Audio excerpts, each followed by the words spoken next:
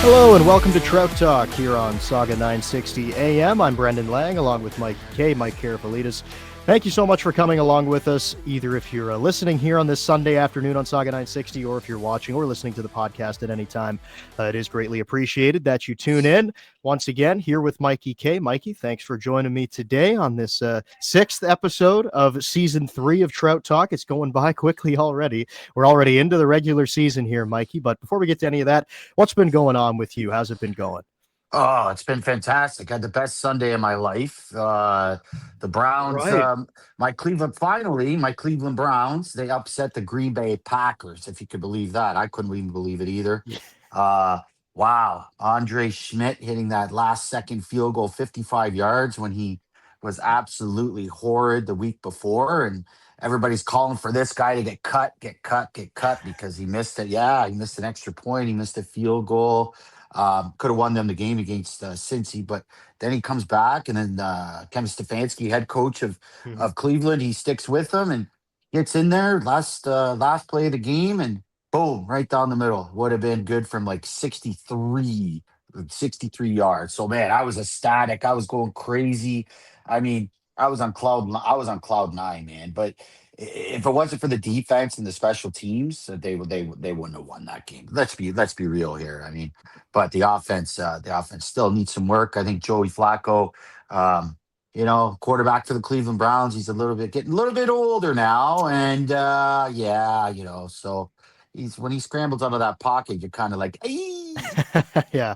Joey, what are you doing, man? No, stay in the pocket, right? So yeah, but good win, and Browns could be 2-1 right now, which is unbelievable. But 1-2, Right. hey, they beat the Green Bay Packers. Beautiful. So that And was good. Yeah, Green Bay is a legit team too. Like Super they're Bowl contenders. right. Like I mean, they're probably in that kind of conversation there for sure. I mean, especially with the defense that they have. That's another thing too. Like Green Bay's got a really good defense. So you know what? The Yeah, Browns finding a way to win against them, that's a good win. What was the distance of the field goal? it was like, can't remember now. 50. I want to say 58. Oh, okay. So it's a I want pretty to say decent. 58 or 55, Yeah. something like that. So, but man, yeah, unbelievable. Yeah. Just really, Big really win. happy about that. Huge, After huge. you listened to us talk about the Bills all of last episode, then your Browns went out and picked up a big win. Yeah, I'm sick of the Bills. Sick and tired of here. No, I'm just kidding. No, Bills are doing good. I actually, I'm happy for the Bills. It's a close team and stuff like that. And anybody but Pittsburgh, for me, I always say this: anybody but Pittsburgh, Baltimore, and that's it. Just anybody but Pittsburgh and Baltimore. I'm Yeah. even mad at Cincinnati because Cincinnati's in the state of Ohio to me, right? And everybody Right. in Cleveland always says, well, they're not really Ohio because they're like borderline with Kentucky kind of thing, right? So yeah, but I don't even mind Cincinnati. I don't mind Cincinnati just as long as it's not the Steelers or the Ravens. It could be anybody in the NFL. Well, I can't really say that. We'll talk to well, yeah. But yeah, those two. Yeah, right. I see. With Pittsburgh, I know you obviously have a deep hatred Oh, for the Steelers. I always liked Mike Tomlin. I think he's a very good coach. But now that Aaron Rodgers is there, I'm right on the boat with you. I would love to see them lose. I'd love to see them flame out. Yeah. So I'm with you on the Steelers now. I will cheer against them at all times. So fair enough. Fair enough. I like that. Are you not an Aaron Rodgers fan? I never knew no, that. no, I No? can't stand Aaron Rodgers. Anyways, that's neither here nor there. But the Browns pick up a big win. Bills 3-0. Now we got the Jays to worry about, Mikey. Oh, No point man. talking about it too much because by the time this episode comes out, we'll know if they have blown it or not. But it's been a tough Concerning. stretch. It's been Concerning. a tough stretch. Yeah, I was at the game yesterday. This is being recorded on Wednesday. I was at the game. It was the Tuesday series opener against the Red Sox, and it didn't go well. Some bad umpiring in there. I will say that. There's been a few in the past week that have been very, very some very bad missed calls, I'll say, in the past week with the fan interference and the Varsho catch in center field, and now this foul ball. It's something's a little fishy. I can't lie, a little weird, but Yeah, a little bit um, fishy. I'd yeah, say. yeah, Well, I yeah. I'm mean, not gonna. Yeah, Yeah. No, I was going to say George Springer. That was fair. That was a fair ball down the third base line. Yeah, sure looked like it. They showed that replay about 3 or 4 times. I'm like, what is this umpire looking at? Yeah, I mean, it has to go over the bag to be fair, doesn't it? yeah, He calls it foul, and he did it emphatically. I know. Um, Yeah, you love that. and and he just right away. Yeah, yeah. I was like, okay, at first you're like, okay, whatever. Then they saw the replay and you saw George Springer going nuts, and then John Schneider was going nuts in the dugout and stuff. But Yeah. then they showed the replay. Man, that's terrible. Yeah, and then the next pitch was about that far outside, and they called Yes. strike three. So yeah, just a bad few plays there for the old umps, but yeah, it's coming down to the wire, man. And it's not just the Blue Jays; it's all over baseball. Like Mm-hmm. the Detroit Tigers, I can't even imagine what is going on in Detroit right now. They had a 15 and a half game lead at one point, and they're now tied with the Guardians, and the Guardians have the tiebreaker, so they wouldn't even win the division if the season ended today. Like at the how? I don't know. I think at the start of September they had a 12 game lead on Cleveland, and it's yeah. I don't know. That's a crazy one. Seattle's overtaking Houston. They're now leading the West. Like it's been a crazy last this is crazy, man. Last few weeks. Yeah. So it's been entertaining though. It's good time for baseball, good time for sports. What's kind of what I don't like is what I'm concerned about is because they got to finish off against the Red Sox and the Rays, and the Jays always have problems against the Rays, which concerning. Yeah. It's a little bit of a saving grace that they're playing at home against the Rays. They don't have to go to that minor league stadium. That hole. Yeah. But still not good anytime they have to play the Rays. So as I said, by the time this comes out, we'll have a pretty good idea of what's going to happen. So we'll see how it goes. But we'll kind of get to the Steelheads now. We have a few minutes before we bring on our guest here, MacGregor Richmond, who will be joining us here in a moment. So Mikey, we'll just very quickly, in a minute or here, just kind of give me your thoughts on the first two games and kind of what you liked out of those first two. Well, I like the hard. I like the hard work from this team. Opener, that's a tough game to go into against the Peterborough Petes, especially in that arena in the Peterborough Memorial Center. I mean, with the square corners and the sold out crowd and whatnot, it's tough. It's a tough place to play. And they played them tough. The Steelheads really played them tough, and they could have come out with that victory. It was a couple of turnovers that didn't that Steelheads made, and it was a lot of penalties that they took in that game as well. And Peterborough was really good in the power play in that game, but the hard work I really liked. Julian D'Amelio I really liked. I liked the whole team, the way they played. They really, really played hard, and that's why I like the most. Yeah, I mean, I agree. I think that's probably coming into the season. We've talked to the coaching staff. We talked to the players. That's kind of been the sentiment is like fitting into that system, playing hard, being a hard team to play against. It's kind of all the things that we've heard. And I think that the first two games were definitely a move in the right direction. 100%. Definitely a lot of positives to take out of those first two contests. All right. So we're going to take a break. And then on the other side, we're going to come back with Brampton Steelheads forward MacGregor Richmond. So stay with us. You're listening to Trout Talk here on Saga 960 AM. And welcome back to Trout Talk on Saga 960 AM. I'm Brendan Lang, along with Mike Karafilidis, Mikey K, two broadcasters for the Brampton Steelheads here in episode 6 of season 3 of Trout Talk. And now we'd like to welcome onto the program Steelheads forward MacGregor Richmond. MacGregor, thanks for coming on. How are you doing? No problem. Thanks for having me. I'm doing well. I like the LED lights. I like the LED lights in the back. I think that's a good look. Yeah, they're all around the room. I love it. Are you having a rave back there or something? What's going on? No, I just, it gets darker now, so I got to keep some lights on in here. Hey, that's cool, man. I like them. That's really, really cool. You got the red light there. I like it. So all the people that are watching on YouTube, I'm telling you, this is the way you got to do it. You got to watch the way MacGregor Richmond has the red light back there. Oh, man. Yeah, that's actually really cool. How did you get that red light back there? First question. It's like a string. It's a string of like LED lights. I have a remote for it beside my bed over there, and I can make it like whatever color is on the thing. I just press a button. Yeah.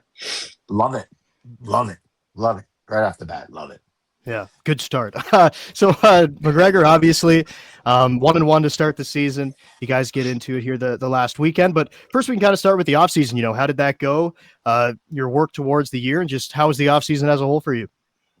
Yeah, I think it was really fun. You know, I really enjoyed the off season. I worked with Binna again, so you know, it was a lot of days at the CAA center, which was obviously nice. You know, not really leaving that rink. You know, you're there all season, and then there pretty much all off season as well. So I really enjoyed it. I think a lot of good steps were made towards the season, and I think all the guys on the team had a really good off season as well.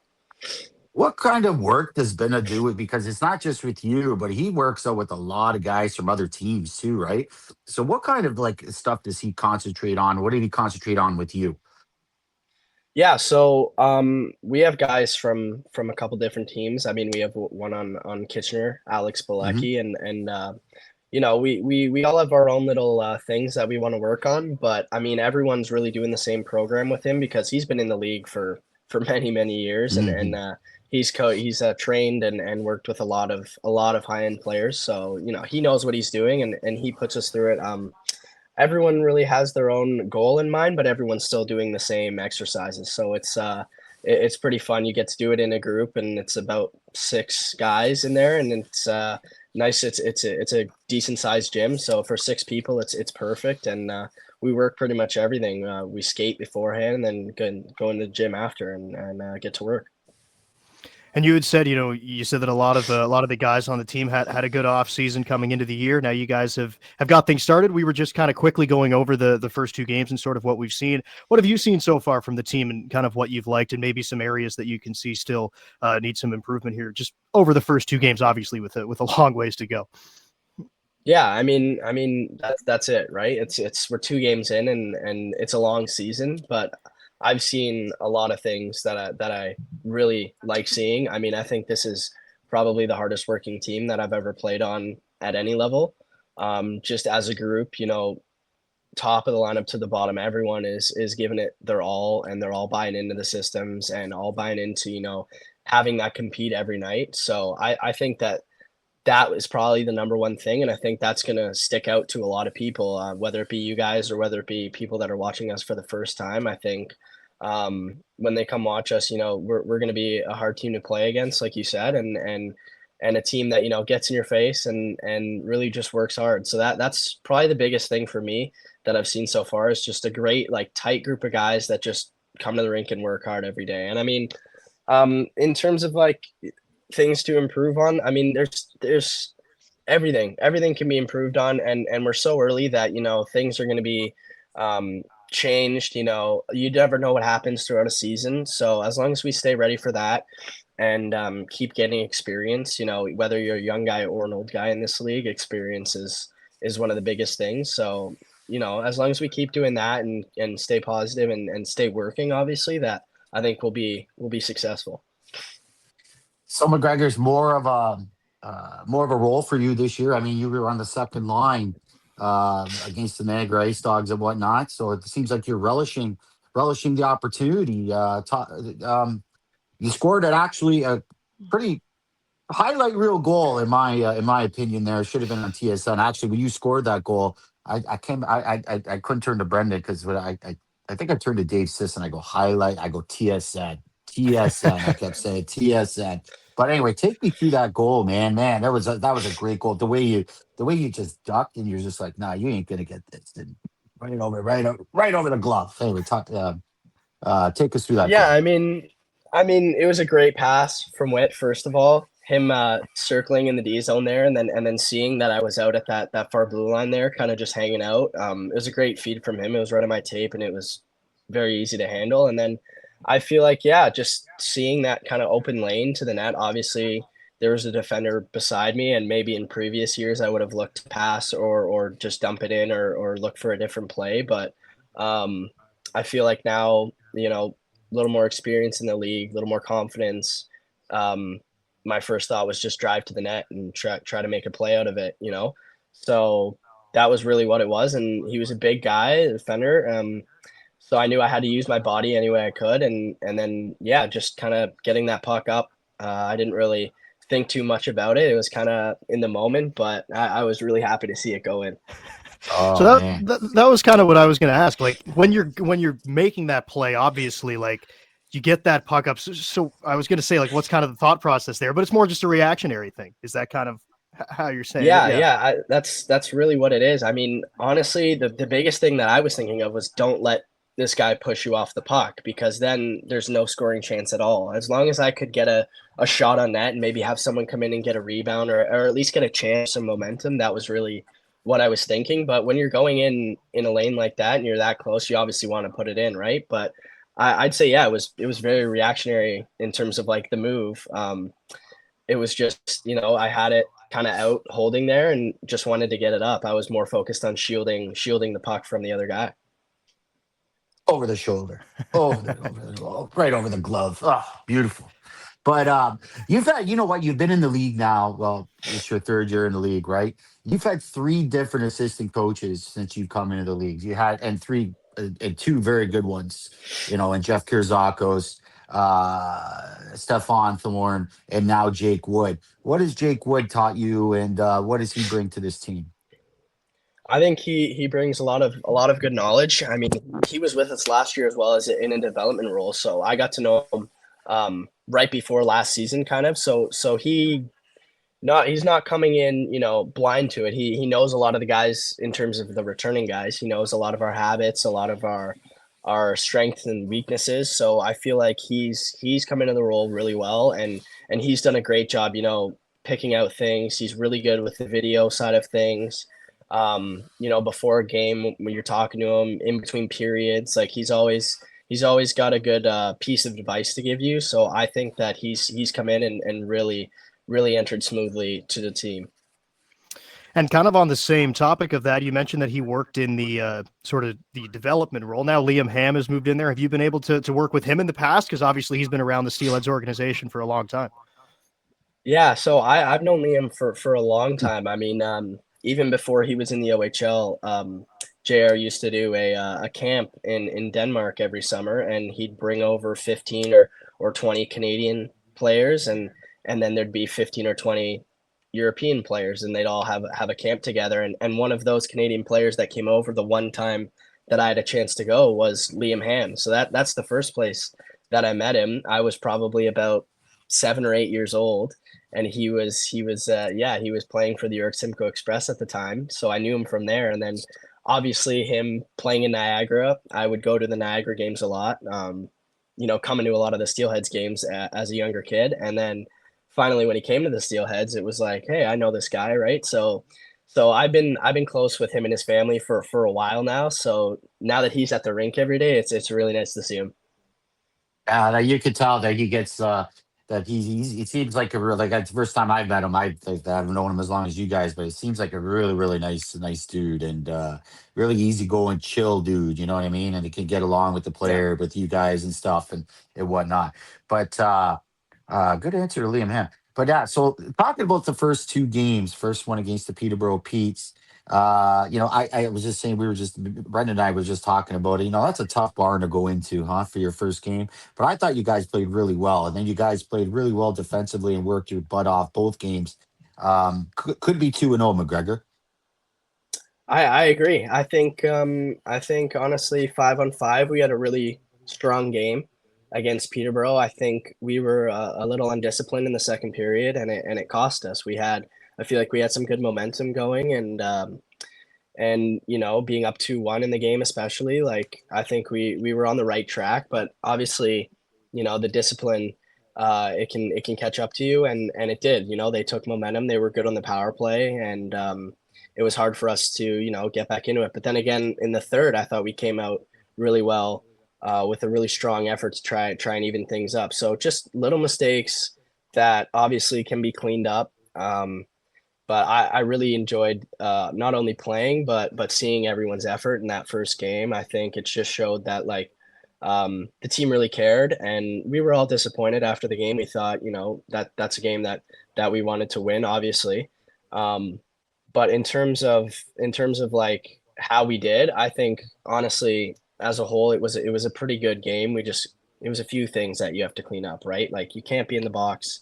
Um, that much, and it costs you sometimes. But I feel like we had a great bounce back against Niagara, and it showed that we can compete with any team. So I feel like it's going to be exciting, the rematch against Peterborough this weekend. Agreed.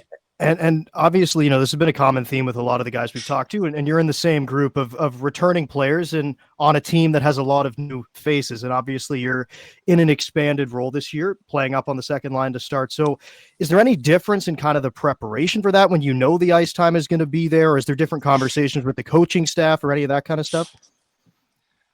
I mean, yes and no. I mean, I try to come into every game with the same mindset, whether I'm playing, 15 minutes a night or I'm playing 5, right? You want to help the team as much as you can, but obviously when you know that you're going to be relied upon a little bit more than you have been in the past, you have to have that in the back of your mind and know that you're going to have to take chances, you're going to have to be relied upon, and you're going to have to be more responsible. And that starts with off ice. It starts with recovery. So I find myself, I'm at the rink a little longer after practice. I'm taking ice baths every day now, and that's something maybe as a 16, 17-year-old I probably wasn't doing. So I think it's just maturing and obviously just realizing that it's a long season, like you guys said, and there's a lot of recovery and things that go into making sure that you're okay to play every night, because you want to be available. That's the first thing. Right, right. And you know what? I got to go back to one play that you made in Peterborough too. Beautiful centering pass. You stripped. I can't remember who you stripped in behind the goal, but wow! And that was all from hard work. And that's what I feel maybe was missing. As you said, this might be the hardest working team as long as I've been around. 4 years around the team. This is my fourth year ball as long as you've been around.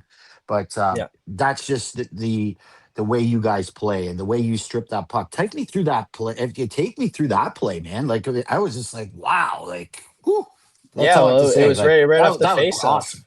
Yeah. Yeah, right. I mean, right off the face off, and I was just, following my route, and the D, I guess he got, he was surprised to see me coming Yeah. around Where's that this? way. Yeah. Where's this guy coming from? Yeah. Yeah, and then, it was just one of those plays where, the D makes an unfortunate error on his side, but for me, it's very fortunate. And the puck ends up in my feet, and you kick it up to your stick, and you look up, and DeMiggs is out there wide open, and I think it's credit to him. I feel like the pass was just setting him up. He's the Oh, one who finished it off, so he had a great oh, shot there that's to put one beautiful. in.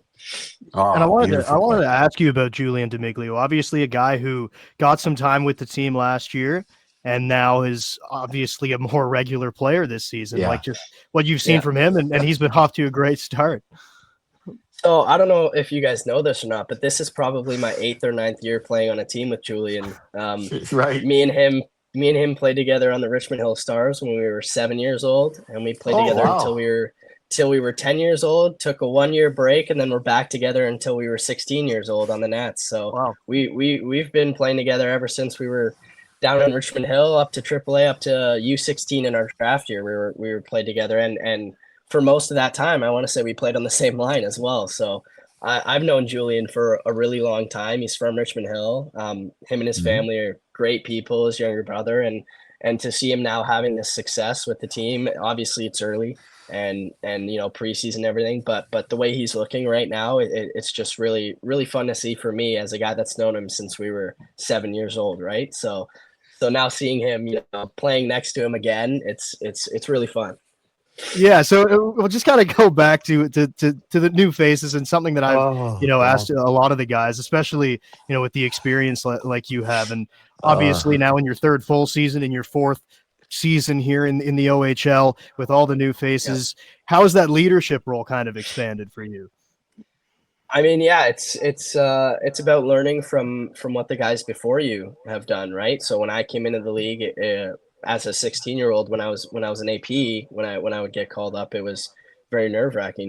We had guys like Del Mastro and Callahan, James Hardy, Del Bell, and a lot of those guys. Obviously, I knew them before from being around the team, but now that you're in the dressing room with them, it's a little intimidating. But you just gotta, now that you're the older guy, you kind of see some other people, they may be nervous, they may be maybe a little bit shy, so you just try to get them into conversations, try to get them a little loosened up in the room, get comfortable with these guys, because ultimately they're all your brothers, right? You're playing for the guy next to you. So if we can have as gelled of a team as possible, I feel like that's going to translate onto the ice. So in terms of a leadership role for myself, I just want to make sure that everybody feels, comfortable. If anybody has any questions, I feel like I'm a pretty good guy to go to. I've been around JR's system for a while now. So if there's any questions that need answering, I'm always there to help. And also on game days, just trying to be a leader, whether it's by example or saying something on the bench, just trying to increase my role as a leader on the team and learn from the guys before me. Yeah. Right. Yeah. So you're going into these next two games against the London Knights and the Peterborough Petes. How pumped up are you guys? How pumped up are you to go into London, especially in front of 10,000, I'm close to I'm 10,000 I'm people? extremely extremely excited. I mean, I love playing in London. I know it's a pretty hostile environment, but I feel like I'm one of those guys who likes a full crowd, no matter whether it's home or away. So whether Sure. they're booing or cheering, I like to use that energy, and there's no better place. I mean, like you said, 10,000 people. It's early in the season, so they're excited to get back into the arena. So I think it's Mm. going to be a good crowd, and it's always a pretty talked about game when you play the London Knights, whether you like it or not. So I'm really excited for that, and obviously really excited with the rematch with Peterborough the next day. Yeah. Yeah. That's the revenge game kind of thing, right? Yeah, That's the revenge yeah, game right there.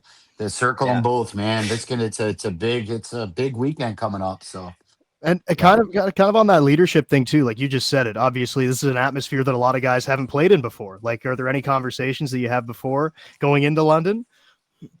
Yeah, I mean, the biggest thing that I would say is enjoy it. When you go for warm up, take a look around. It's a pretty great arena.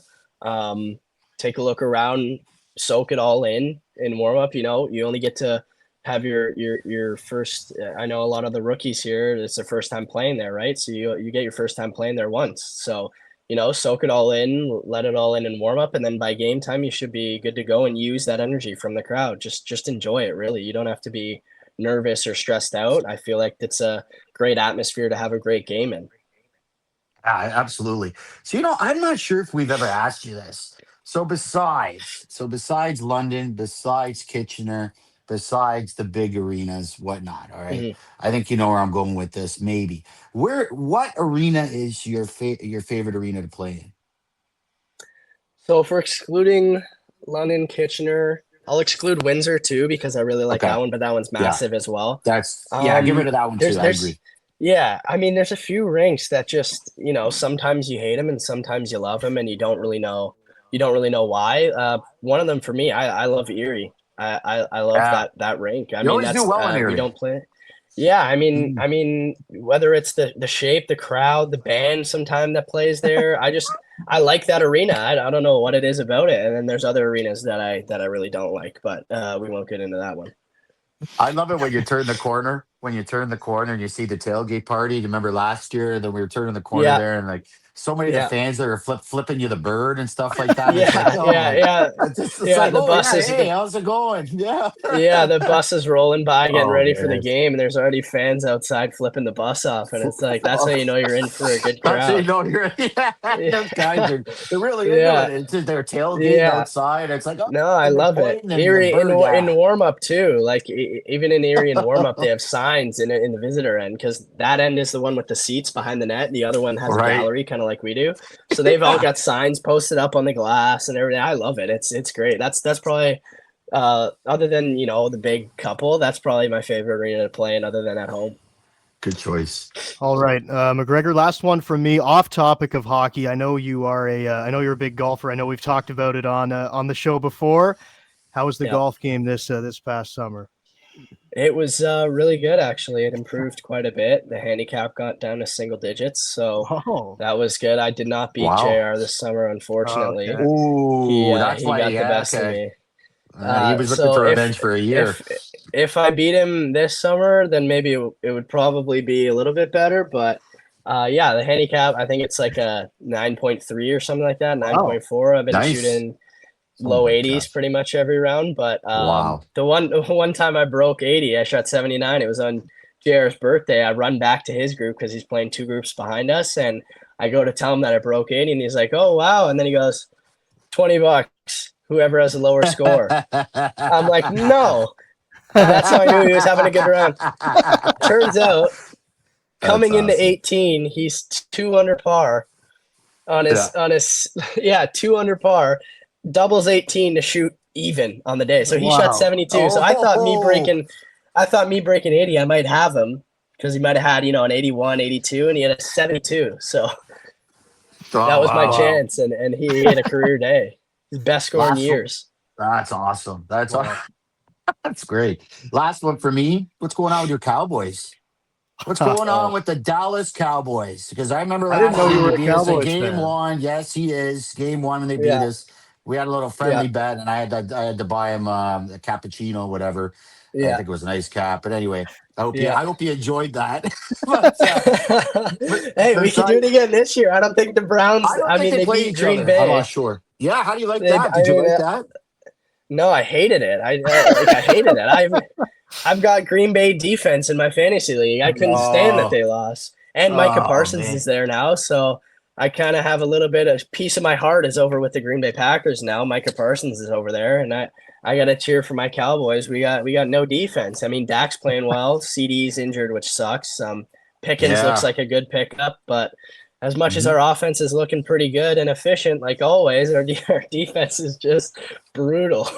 Yeah, terrible. I don't understand that. Yeah, like it's too bad CD's hurt, but they got a great head coach, Schottenheimer. I really like him. I wish the Browns had somebody like him, like Stefanski. I always say this, like I like Stefanski, but I don't. But I just find like he's like the weakest link. Like, what do you call his offensive play calling is absolutely atrocious. 3-yard passes, right? Yeah, you can only do so much with that offense, Mikey. You got no QB, you got barely any receivers, no tight. Like you got no offensive weapons. You guys got the best defense in the league. You'd think you'd be able to win a couple games. Oh man, but I tell you, I was on cloud 9. I was on cloud 9 after that game, MacGregor. Let me tell you. Oh my God, yeah, that field goal. I thought he was gonna miss. To be honest with you, I couldn't believe it. To be honest, when they had a game-winning field goal set up, I was like, "There's no way the Packers are about to lose to the Browns." Yes, and they did, and I loved all the Green Bay fans all crying after that. Even happier about that. I loved it. I loved it so much. My brother-in-law is a big Green Bay fan, right? And you know what? So you rubbed it in after. Oh, I did. Oh, yeah. I just put dot. He didn't respond the next day, and he goes, "Lucky!" Exclamation mark caps. I'm like, okay, whatever. I just left it at that. Yeah, I would have said that too. He's not happy. Anyways, all right. Yeah, we're getting into the hockey season. All sports are going right now. Baseball's getting into the playoffs. Football's going on. So good time. Go Jays. Good time for sports right now. Yes. Yeah, that's right. Go Jays. Yeah, they need it right now. Jays. MacGregor, thank you so much for coming on. Really appreciate it. We'll see you around the rink, and thanks, good luck guys. the rest of the way. Yeah, thank you for having me. MacGregor, thanks a lot. All right, no problem. That was Brampton Steelheads forward MacGregor Richmond here on Trout Talk on Saga 960 AM. We'll be back to break it down and to talk about the most recent games coming up for the Steelheads. We'll do it all after the break here on Saga 960 AM. And welcome back to Trout Talk on Saga 960 AM. I'm Brendan Lang, along with Mike Karafilidis, the two of the 3 broadcasters, I should say, of the Brampton Steelheads. Of course, myself and Zach Bodenstein have the home games. Mikey K is on the road. Mikey K also on the home broadcast as well. I want to throw that in there too, doing the interviews, doing intermission segments. So have a great team at home, great team on the road as well. But Mikey, pretty good team on the ice to start the year too with the Steelheads, and we just talked to one of their more experienced players at this point in MacGregor Richmond. You know, it's unbelievable what he said too, and it's what we've been talking about the whole time of how in his 3rd year in the league, this is the hardest working group he mentioned that he's ever played with, and it shows on the ice, and especially the way they're just. I'm going to say it again. Every time somebody touches the puck, somebody's on you. You ain't getting a free lane going up the ice. I mean, how many times did we see Robrick try to, skate in by himself, try to do some moves, and there's somebody there right on him, like just hitting him and taking him out, whatnot. But MacGregor Richmond, here's a guy that in his third year in the league, scored absolute highlight reel goal. As I said, we mentioned that against the Niagara Ice Dogs. I think again, this is a guy who looks like he's starting to mature a little bit too, uh, and he's taken on maybe that. He's ready to take on that leadership role, and how the guys are talking to him about the league and stuff. Some of the younger guys, right? And I just really like the way he's playing right now. Uh, he looks like he's ready to take that leadership role, and the maturity's there, of course, with his dad being the head coach, and he knows the system. And he said the guys are really buying in. And again, I go back to him saying, last thing I'm going to say is that he even said it. What we've been saying, this is the hardest working team he's ever Yeah. seen since he's been in. This is his third year in the league, Brendan. And I mean, that's the way that they're going to be successful, right? Is being a hardworking team and being a team that other teams don't like to play against. And that's what we've heard from everybody that we've talked to, everybody that's come on the show, from James Richmond to all the players. That's been the whole thing, is we want to be hardworking. We want to be hard to play against. And I feel like they have accomplished that here in these first two games. Like he said, really, really hard work. Obviously didn't necessarily come away with the win, but thought that they had a good start in Peterborough. And he said came out with a good start to the third period as well. And then Niagara getting on the board. I think it was 2-0 in that game, getting on the board, making sure the crowd was still into it in the home opener, and just kind of getting that momentum going in their direction.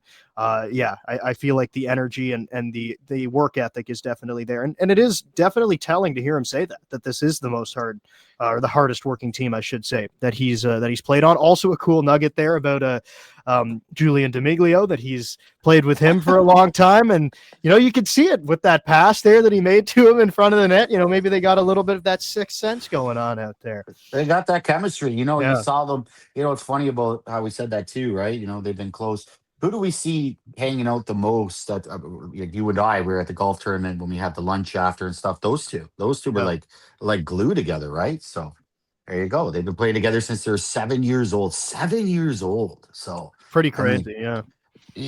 I think they got a little bit of chemistry going on so far in these first two games. So it's nice to see. Yeah, 100%. And we should also mention his brother Lucas D'Amiglio makes his OHL debut in the last game against the Niagara Ice Dogs. I believe Kieran Riley also made his OHL debut as well. So a couple of debuts there, and quite a few guys made their OHL debut in game one. So we're not going to go over all of that. But in that last game, you got a couple guys to get their feet wet here in the OHL. So that's always good to see. So Mikey, we'll kind of go back very quickly to that game against Peterborough. Good start for the Steelheads. Good start in the third period as well. It was just maybe a little bit of lack of puck management kind of buried them in that game. Yeah, and the penalties, of course, the penalties, as MacGregor mentioned too. We talked about it in that second period. I mean, I think they had maybe like 4 or 5 in a row. And the Peterborough Pete's power play was really good that game. They're swinging that puck around like really well. But in that game, a real positive too was congratulations to Keaton Ardahl and David Green getting their first career OHL goals, right? So that was a positive too. But yeah, you're right. The puck management, it got better against Niagara, of course. The next game, it's the first game. You're going to have that kind of stuff, and that's the stuff that can be fixed, of course. But yeah, definitely. If it wasn't for the penalty, stay out of the box and just stay out of the box in that game. And if it wasn't for the turnover and the puck management, I think it would have been a better outcome. As they did have a 2-1 lead in that game, and it was a momentum game. It was back and forth, back and forth. As soon as the Steelheads would take the lead, then Peterborough would get it back, and then Steelheads would come back, and then Peterborough would come back, and then Peterborough got that fifth goal, and then as soon as they got the fifth goal to make it 5-3, and then the momentum was all Peterborough. But that was a game of momentum for sure. So it was a good game. It was a great game, great opening game. Yeah, and it's a tough barn to play in. I was just about to say it's always going to be difficult, especially on the opening game of the year, to go into Peterborough and play with the crowd rocking in there. And obviously they pack that place pretty much every game, and especially with the energy on the first game of the year. So it's always going to be a tough place to play for sure. So the Steelheads lose that one to the Peterborough Petes, their first game of the year. So they were 0-1. They lose that one 6-3, but they come back with a really good performance against the Niagara Ice Dogs on that Friday. They have back-to-back games there in their home opener and win that one 4-1. Yeah, I mean, they really played well in that game. getting off right at the bat, that shorthanded goal by Julian D'Amelio, that Yep. steal right, or D'Amiglio. I always say D'Amiglio, sorry, in behind the goal, and stealing that puck and putting it by Humphreys. That's where it started. That's where the tone started right away. And how was that caused? It was caused by hard work, right? Mhm. I thought defensively, the attention to detail was absolutely perfect in their own zone. And then when they got the puck in deep, again, the hard work, the cycling, Niagara was running around a lot in their own zone. They outshot Niagara. They outplayed Niagara. It was just a perfect home opener. That's the way you want to start your home opener, and that's what the Steelheads did. They absolutely outplayed Niagara in every phase of the game. Yeah, and we do have to mention, of course, Niagara was missing a few of their top guys as well, as that's definitely something that plays into it when you're missing Kevin He, who is still away at camp, Ethan Zada, and Mhm. Brady Wasselin was injured as well. So Yeah. a few guys in there, but the Steelheads too. I mean, Gabe Sherratt was away, Jakob Fibiger was away, and it looks like they're going to be back in the lineup Yes. as well. And a huge congratulations to Gabe Sherratt. We should mention that, signing his 3-year entry level deal with the Vancouver Canucks. Obviously had a really good camp, and really awesome to see Absolutely. that Gabe was able to get that contract. He deserves it. That's what hard work Yeah. does, folks. Sixth round pick, and he signed. They liked him, and they liked him right off the bat. Everything I saw, he did an interview actually too with one of the Vancouver Canucks TV girls, whatever it was. But the way he's talking, the way they're liking him in Vancouver, hard work pays off, and that's what it does right there, Yeah. Gabe Sherratt. Yeah, and it's because we had talked to a few weeks ago here on Trout Talk, and when I talked to him at the golf course, that was kind of what he said after he got drafted. He was like, "Yeah, it's cool to be drafted, but like that's just the first step. Like I got to really work now, and obviously this is a huge second step. So, definitely want to throw that in there, and it will be good to see him back around the team. That's going to be a big boost to have him up front and to have Vibiger on the back end. Both of them are going to be a really big boost to this team." Huge. Like, you can put him up there now. You could, with Stankoven and Zabeski, just to say, and well, man, I think that was a line in the preseason. They were just absolutely smoking it, right? So Yeah. really playing well. You could put them back together. I'll tell you, folks, don't doubt the Trout. There's a lot of people that are still doubting and stuff like that. But after that game, ooh, all of a sudden the Steelers are in the top 16 now in the OHL ratings. So I don't know. Yeah, Maybe we'll people see. are starting to turn their head, and we'll see. Yeah. But it's only a second game. It's Hey, only 2 games. Yes, that's so right. 66 Long left, ways to right? go. So Yeah. long season. Yeah, long season. So they do have 2 games coming up this week. Of course, we talked about it with MacGregor Richmond there. First in London on Friday, and then they're back home for a rematch against the Peterborough Petes on Saturday. We're not going to go too much into them because they're going to be done by the time this comes out on Sunday. But I got to just overall, what are you looking from the Steelheads, and is it kind of the same thing that we've already talked about? Just that hard work, playing with a lot of energy. I feel like we're going to say that a lot this year. You know what? They're really going to have to get on this defense for the London Knights, because there's a lot of new players, a lot of turnover in this London Knights team. I mean, I'm looking at their roster right now, and I know they got Sam O'Reilly. He will be back in Yeah. the lineup from the Edmonton camp. But I mean, back there, okay, some of the guys from last year, Donny Femus is back there. Uh, I'm looking still. I'm looking at the Verstavich. roster. Man, yeah, Brstandich, he's not there right now. Yeah. He didn't play, but there's another guy. But besides those two, I know Dickinson. We're not sure what's going to happen with him in San Jose, but he's not going to be playing on Friday night. But besides that, I mean, Van Gorp, Rene Van Bommel, that guy too. Mhm. These are guys from last year.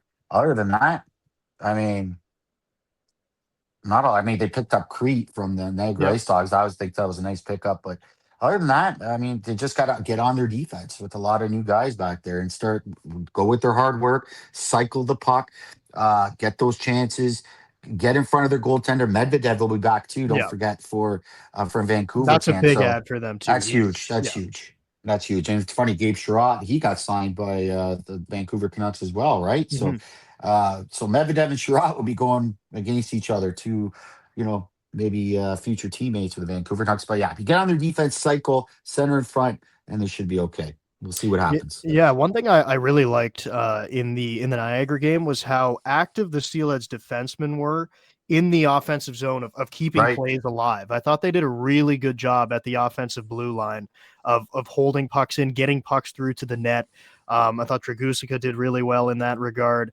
David Green had a really good game again. Peter Green with the big hit. Yeah. Possibly fight there with the with the much larger Liam Spencer. Yes. But yeah, I thought the defense did a really good job on the offensive blue line of keeping plays alive. So I definitely think that's something that the Steelheads would definitely want to continue to do here in these 2 games coming up.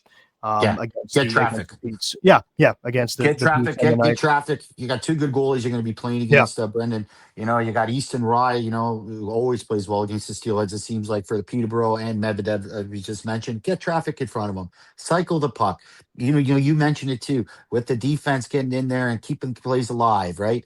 Don't let the London Knights get going. But they're going to be mad because they haven't won yet this season. They're 0-2 and they're going into home. So their second home game. So we'll see what happens. So it'll be interesting to see what happens. Yeah, they'll be fired up.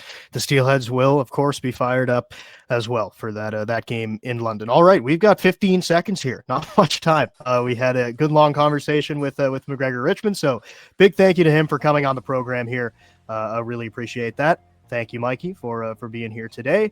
As this is episode number 6 of season 3 of Trout Talk. I'm Brendan Lang. Thank you so much for coming along, and have a great rest of your day, everyone.